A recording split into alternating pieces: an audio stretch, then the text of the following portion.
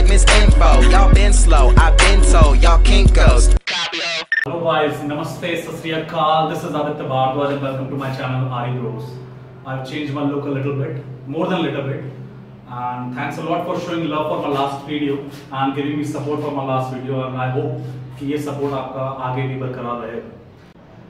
तो आज की वीडियो में है क्या? आज की वीडियो में मैं आपको बताऊंगा कि रॉयल एनफील्ड क्लासिक 350 BS3 और रॉयल एनफील्ड क्लासिक 350 BS4 में अंतर क्या है. आप सभी को पता है BS4 rule, BS4 engine, BS4 norms जो कि 1 मार्च 2017 से हमारे इंडिया में लागू हो चुके हैं और सारी बाइक्स BS4 आ रही हैं. तो मैं आपको आज बताऊंगा कि BS3 रॉयल एनफील्ड क्लासिक 350 और BS4 रॉयल एनफील्ड क्लासिक 350 में एक्चुअली अंतर क्या है. चलिए मेरे साथ.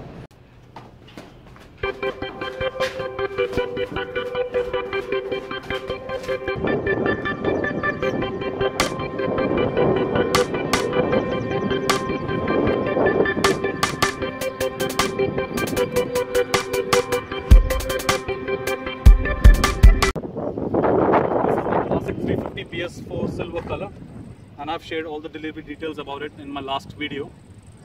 So now I'm going to tell you that this BS4 model नया क्या है.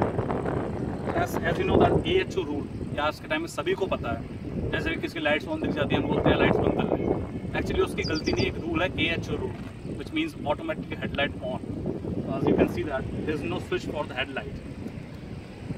तो जैसे ही आप इग्निशन ऑन करते हैं, आगे की लाइट्स ऑन हो जाती है ऑटोमेटिकली. अभी AHO रूल लागू क्यों हुआ इंडिया में? जैसे आप सभी को पता है कि AHO रूल में हमेशा लाइट्स ऑन रहती है, चाहे कैसी भी कंडीशन, दिन हो या रात हो. अभी AHO रूल जो है ये अब्रॉड में पहले ही आ चुका है, काफ़ी पहले. और जब से AHO रूल आया तो अब्रॉड में एक्सीडेंट्स काफ़ी ज़्यादा कम हो गए हैं. तो इंडिया ने इसी को मद्देनज़र रख के AHO रूल इंडिया में भी लेके आए हैं. तो इसलिए सारी BS4 बाइक्स में अब से AHO सिस्टम आएगा, ऑटोमेटिकली हेडलाइट ऑन. इसमें आप लाइट्स को कंट्रोल नहीं कर सकते, लाइट्स हमेशा ही ऑन रहेंगी. जैसे आप इग्निशन ऑन करेंगे लाइट्स ऑटोमेटिक ऑन हो जाएंगी. So this was the first difference which is in a BS4 model and BS3 model. Now second is the most important difference, and I want to show that to you. Now this is the second most important difference in a classic 350 BS4.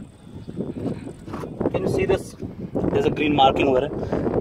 This is a new equipment which is installed in the BS4 model, and this is called a charcoal canister. ये BS3 model में बिल्कुल नहीं आता था, ये BS4 models में ही आने लगे हैं. अभी चारकोल कैनिस्टर का काम क्या है? जब हम पेट्रोल भराते हैं इसमें टैंक में तो कुछ इवेपोरेटेड फ्यूम्स होती है जो पेट्रोल की जमा होती है. ये चारकोल कैनिस्टर एक पाइप से उन इवेपोरेटेड फ्यूम्स को अंदर लेता है और वहाँ पे स्टोर करता है ताकि कोई भी अनबर्न्ड फ्यूल इस पेट्रोल टैंक में न रहे. तो इससे होता क्या है, इससे जनरली पोल्यूशन कम होता है. क्योंकि जो अनबर्न्ड फ्यूल होता है वो क्या होता है, जो फ्यूल जल नहीं पाता, पूरी तरह से यूज़ नहीं हो पाता. तो ये फ्यूल को स्टोर करता है चारकोल कैनिस्टर और ये उस फ्यूल को वापस इंजन में डाल देता है जब ज़रूरत होती है. तो इससे पहली चीज़ तो क्या होती है, पहली चीज़ ये होती है इसमें पोल्यूशन कम होता है क्योंकि कुछ भी अनबर्न्ड फ्यूल रहता नहीं है. और दूसरी चीज़ आपका काफ़ी सारा पेट्रोल बढ़ता है which results in the increase of the mileage of your bike. Charcoal canister is a very unique feature जो सिर्फ BS4 मॉडल में ही आया अभी तक. और एक डिफरेंस और है जो मैंने पर्सनली नोटिस करा है. मैं RE के शोरूम पर गया था, मैंने काफ़ी सारी BS4 बाइक्स देखी, काफ़ी के लगभग सारी BS4 बाइक्स थी. उसमें एक चीज़ देखी, एक नंबर होता साइलेंसर पे RE572046 और इस सभी BS4 बाइक्स पे नंबर आता ही आता है. You can just see that, unique number है. काफ़ी ये नंबर जो सब पे सेम रहता है और सारी RE बाइक्स के साइलेंसर पे ये नंबर रहता ही रहता है. Maybe this some kind of marking on the BS4 model, something like that, but I don't know the real use of this number. But इस सभी BS4 बाइक्स पे मिलेगा आपको. अब जो चौथा फीचर जो है वो क्या किया है BS4 बाइक्स में, 2 फिल्टर तो आपके बैंड पाइप में होते ही होते हैं, सबको ही पता है. अब BS4 मॉडल में क्या हुआ है, एक फिल्टर और डाल दिया है साइलेंसर में. अब इससे हुआ क्या है, अब इससे हुआ ये है कि जो उसकी थंप होती थी, जो रॉयल एनफील्ड थंप के लिए जानी जाती है, वो थंप उसकी काफ़ी रिड्यूस हो चुकी है, काफ़ी हद तक रिड्यूस हो चुकी है. क्योंकि मैंने BS3 बाइक से भी कंपेयर की थी इसकी थंप, और इसकी थंप काफ़ी कम थी अगर कंपेयर करें BS3 बाइक से. BS3 मॉडल में क्या हुआ, जो सल्फर का एमिशन होता था, जब आपका पेट्रोल बंद होता है तो सल्फर निकलता है, उसका एमिशन होता है आपके एग्जॉस्ट से. तो उसका सल्फर का एमिशन था 350 ppm जो कि BS3 मॉडल में आता था. और BS4 में उसी सल्फर का एमिशन हो गया सिर्फ 50 ppm. तो अल्टीमेटली इसमें हुआ क्या है, इसमें आपका जो पोल्यूशन होता है काफ़ी हद तक कम हो गया. So these are the differences which I personally noticed in the BS4 model. जो भी नए नए फीचर्स आए BS4 मॉडल में. अब BS4 मॉडल के एडवांटेजेस क्या है?